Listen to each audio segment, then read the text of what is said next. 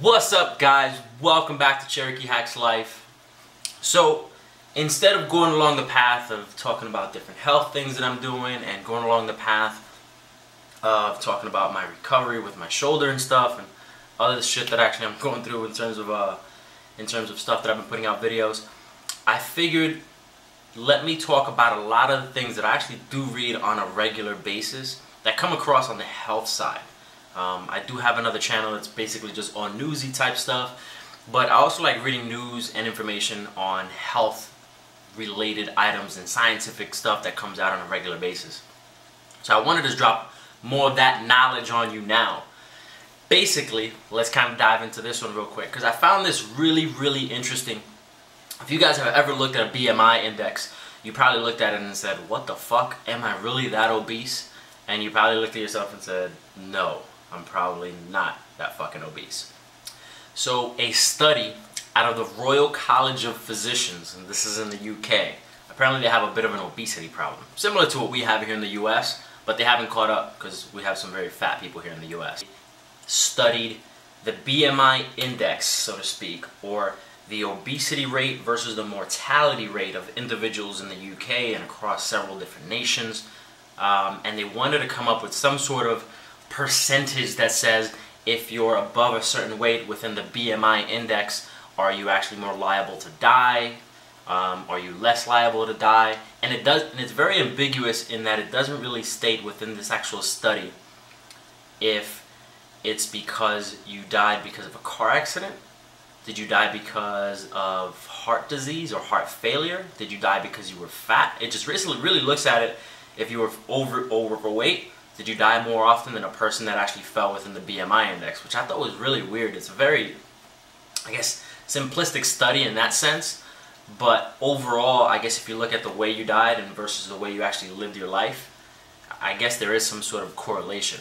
But here's what it found, which I found very interesting. It looked at overweight men and women. So overweight men were defined under the BMI index above 25 and below 30. For a man that's about 5'9", that means they're about 174 pounds. That would be considered you're overweight. I think 174 all the way up, I think that takes you up to 185 pounds. That takes you into you're an overweight person.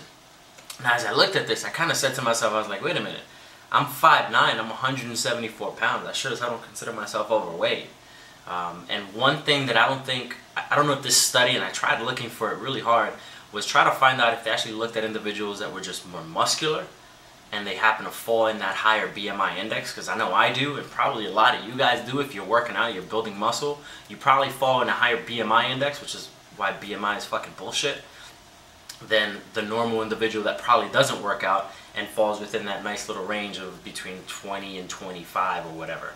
So what it found with people within that BMI index, or that within that 25 to 30, is that they actually have a 6% lower rate of premature death than those that are in the ideal category under the BMI. So the reasoning for this was because they hypothesized that the adipose tissue, which is tissue basically a little bit around your heart, if you're carrying a few extra pounds, for some individuals it may help you withstand a period of illness. So if you have the flu, and you know if you have the flu, typically you don't eat, you kind of throw everything up or whatever, and you're able to kind of withstand dropping weight and not actually getting really sick because you already have additional fat deposits actually helping you out and actually feeding you along the way. Your glycogen levels kind of drop and all that other stuff. So that was kind of one of their hypotheses on why some individuals don't actually die immediately when they go to the hospital, because they have the additional fat to help them through battling through like a week or two of being in the hospital, God forbid if you're really sick or if you have the flu or something like that.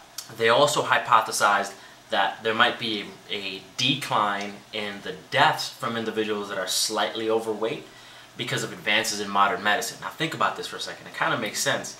If you're already kind of overweight, the majority of Americans, and apparently the majority of people in the UK, instead of just going out there and doing the fucking work and going to the gym, what they wind up doing is they wind up taking medicine that actually artificially lowers their cholesterol anyway.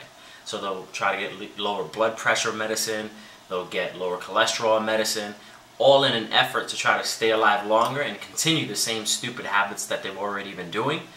that got them overweight in the first place and got them the high blood pressure and the high cholesterol already.